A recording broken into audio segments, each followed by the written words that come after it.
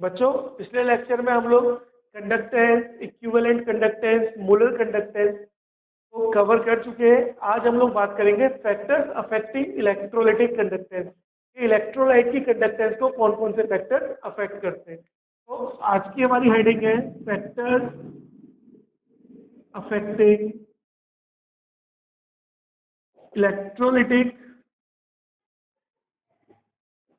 Conductance. Factors affecting electrolytic conductance. Electrolyte की conductance को कौन कौन से फैक्टर्स अफेक्ट करते हैं। सबसे पहले फैक्टर हम लोग बात करते हैं। First factor is inter ionic interaction. Inter ionic interaction short में आई और आई लिख देते हैं। क्या होती है इंटर आयोनिक इंटरेक्शन? जब भी हम किसी भी इलेक्ट्रोलाइट को सॉल्यूशन में डालते हैं, वाटर में डालते हैं, तो वो क्या करता है, आयोनाइज हो जाता है। सपोज आपने NaCl डाला तो क्या बनाएगा, Na positive plus Cl negative. अब Na पॉजिटिव और Cl नेगेटिव के बीच में जो फोर्स ऑफ अट्रैक्शन है, जो फोर्स ऑफ इंटरेक्शन है, वो जितनी ज्यादा होगी उतना Na और Cl आपस में एक दूसरे से दूर नहीं जा पाएंगे। जितना वो एक दूसरे से दूर नहीं जाएंगे उतनी उनकी मोबिलिटी क्या हो जाएगी, कम हो जाएगी। That means inter ionic interaction जितना ज्यादा होगा, मोबिलिटी ऑफ आयन क्या हो जाएगी, उतनी कम हो जाएगी। और जितनी मोबिलिटी ऑफ आयन कम हो जाएगी उतना ही क्या होगा, आपका कंडक्टेंस कम हो जाएगी। दैट मीन्स अगर हम लोग इंटर आयोनिक इंटरेक्शन को इंक्रीज करेंगे तो मोबिलिटी ऑफ आयन क्या हो जाएगी, मोबिलिटी ऑफ आयन डिक्रीज हो जाएगी। और अगर आयंस की मोबिलिटी कम हो गई तो कंडक्टेंस क्या हो जाएगी, कंडक्टेंस भी कम हो जाएगी। अब जब मैं कंडक्टेंस बोल रहा हूं तो मैं यहाँ पे स्पेसिफिक कंडक्टेंस को भी इंक्लूड कर रहा हूँ, मोलर कंडक्टेंस को भी इंक्लूड कर रहा हूँ और इक्विवेलेंट कंडक्टेंस को भी इंक्लूड कर रहा हूँ। Now this is the first factor. Second factor is solvation. Solvation है ना, तो सेकंड फैक्टर हमारा सॉल्वेशन है। हम इसको और क्या बोल सकते हैं, हाइड्रेशन बोल सकते हैं। सॉल्वेशन और हाइड्रेशन इफेक्ट। अब सबसे पहले अपने को ये पता होना चाहिए कि सॉल्वेशन का मतलब क्या है या हाइड्रेशन का मतलब क्या है। तो सॉल्वेशन या हाइड्रेशन का मतलब होता है कि जो आपके सॉल्वेंट के मॉलिक्यूल्स हैं वो कितना आपके सॉल्यूट के मॉलिक्यूल को ग्रैब कर सकते हैं, पकड़ के रख सकते हैं। जितना आपका सॉल्वेंट का मॉलिक्यूल सॉल्यूट के मॉलिक्यूल को पकड़ेगा उतना ही सॉल्वेशन या हाइड्रेशन क्या होगा, हमारा इंक्रीज होगा। सपोज दैट आपके पास एक मीडियम था जिसमें आपने NaCl डाला, that means Na positive Cl negative, again Na positive Cl negative. अब जैसे ही इसने आपने इसको वाटर में डाला तो क्या हुआ, ये आयोनाइज हो गया। अब जैसे ही NaCl आयोनाइज हुआ तो यहाँ पे वाटर के भी मॉलिक्यूल है, तो HOH HOH, अगेन यहाँ पर भी ऑक्सीजन हाइड्रोजन हाइड्रोजन। मैं वाटर को खोल करके लिख रहा हूँ, है ना, वाटर को अपन लोग ओपन करके लिख रहे हैं HHO, और यहाँ पे भी अगेन HHO HO और H। तो अब यहाँ पर क्या होगा, देखो Na पॉजिटिव है, ऑक्सीजन पे पार्शियल नेगेटिव चार्ज। ये क्या करेंगे, ये Na पॉजिटिव आयन के साथ बॉन्ड बना लेंगे। ये क्या करेंगे, Na पॉजिटिव आयन के साथ वाटर मॉलिक्यूल बॉन्ड बना लेंगे, दैट मींस इसको पकड़ लेंगे। फिर वही चीज यहाँ पर होगी। फिर यहाँ पर क्या होगा, क्लोरीन के साथ, अब ऑक्सीजन पे पार्शियल नेगेटिव है तो हाइड्रोजन पे क्या होगा, पार्शियल पॉजिटिव चार्ज होगा, that means H positive ion क्या करेंगे, क्लोरीन को भी पकड़ लेंगे यहाँ पर। अब जैसे जैसे वाटर के मॉलिक्यूल जो है वो Na पॉजिटिव और Cl नेगेटिव को पकड़ लेंगे तो अब इनकी मोबिलिटी क्या हो जाएगी, कम हो जाएगी। जब ये आयन फ्री थे तो बहुत फास्टली मूव कर सकते थे, दैट मींस मोबिलिटी बढ़ रही थी, कंडक्टेंस बढ़ रही थी।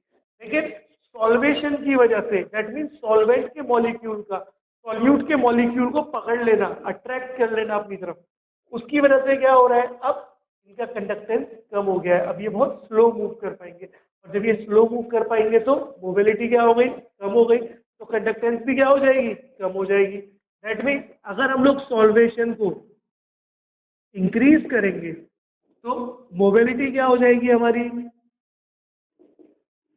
डिक्रीज हो जाएगी। और मोबिलिटी ऑफ आयन अगर डिक्रीज हो गया तो कंडक्टेंस क्या होगी बेटा, कंडक्टेंस भी हमारी डिक्रीज हो जाएगी। That means on increasing solvation mobility of ions decreases and conductance also decreases. फिर से बोल रहा हूँ, कंडक्टेंस मतलब हम यहाँ पे molar conductance, specific conductance, equivalent conductance सबको इक्वल करके बात कर रहे हैं।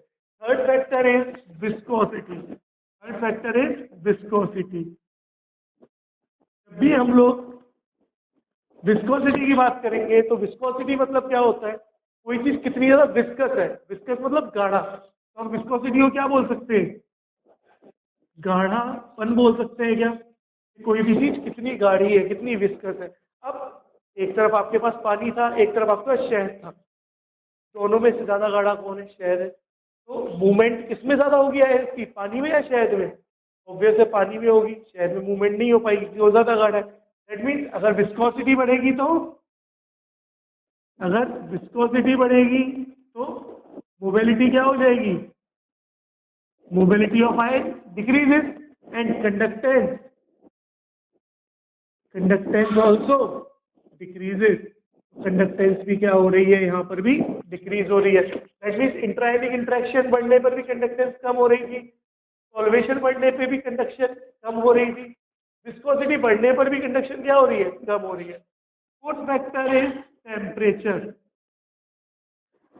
अगर हम लोग टेम्परेचर की बात करें तो अब टेम्परेचर बढ़ने पे हर एक बच्चा जानता है कि आयंस के पास क्या होगा, एनर्जी आ जाएगी, और जैसे ही आयंस के पास एनर्जी आएगी तो आयंस क्या करेंगे, रिली ज्यादा फास्टली मूव कर पाएंगे। दैट मीन्स टेम्परेचर बढ़ाने पे क्या होगा, टेम्परेचर इंक्रीज करने पर mobility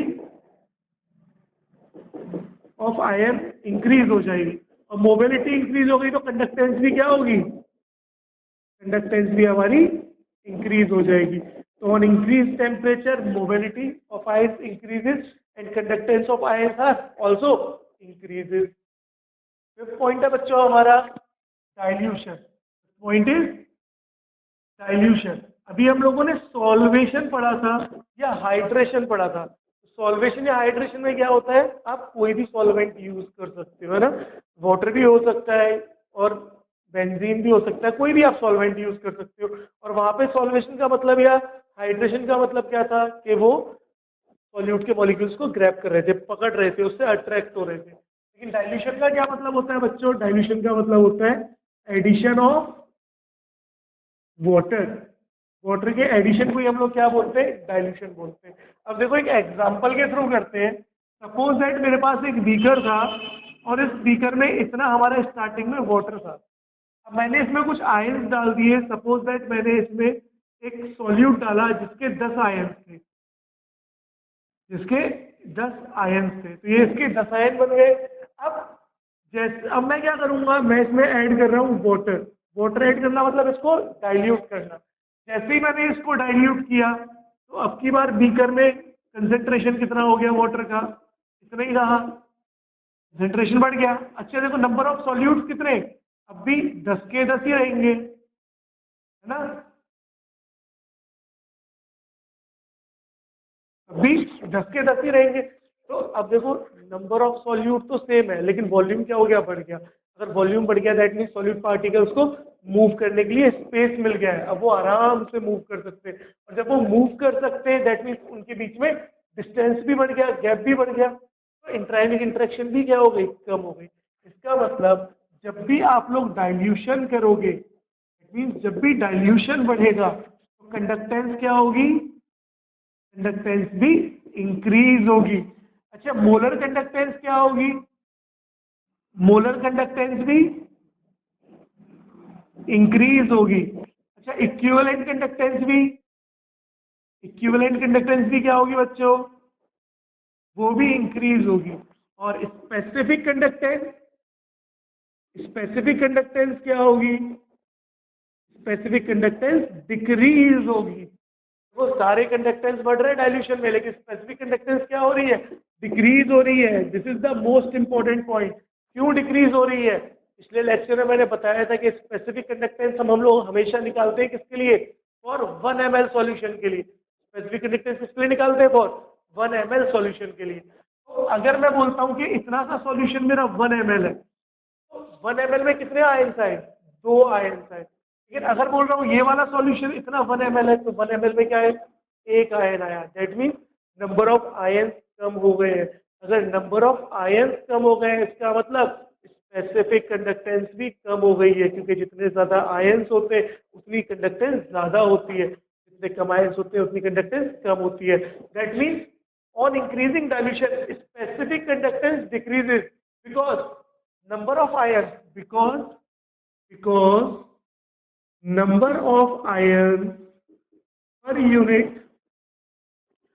unit volume, that is 1 ml, is decreases, क्योंकि number of ions per unit volume क्या हो गए बच्चों, डिक्रीज हो गए। तो हमेशा याद रखना कि जब भी हम लोग डाइल्यूशन करते हैं तो कंडक्टेंस बढ़ती है, मोलर कंडक्टेंस बढ़ती है, इक्विवेलेंट कंडक्टेंस भी बढ़ती है, लेकिन स्पेसिफिक कंडक्टेंस डिक्रीज हो जाती है, क्योंकि स्पेसिफिक कंडक्टेंस को डिफाइन करते थे फॉर 1 ml ऑफ सॉल्यूशन, और 1 ml के रिस्पेक्ट में क्या होगा, नंबर ऑफ आयंस हमारे कम हो जाएंगे। तो ये था हमारा आज का topic, factors affecting electrolytic conductance.